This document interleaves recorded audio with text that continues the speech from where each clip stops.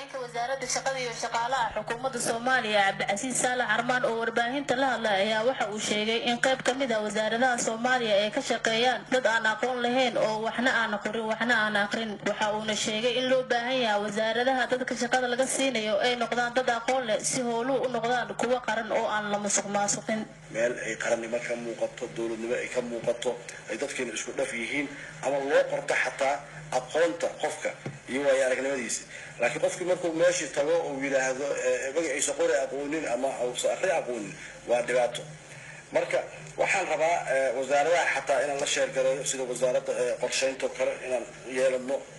wada shaqeyn dhow sidoo kale Cabdicasiis Saalax Armaan wasiir ku-xigeenka wasaaradda shaqada iyo shaqaalaha xukuumadda Soomaaliya waxa uu sheegay in shaqooyinka wasaaraduhu qaban lahaayeen uu qabanayo ra'iisul wasaaraha xukuumadda Soomaaliya ra'iisul wasaarihii dhammaay oo dawladda hadda shaqadayna marka qaarkood waxa isleedahay asiga ay wasaaradihii u tagaya shaqaalihii u kormeeraya dadku kormeeraya shaqadaas waxay annaga inaan qabano ihaanay nagu tahay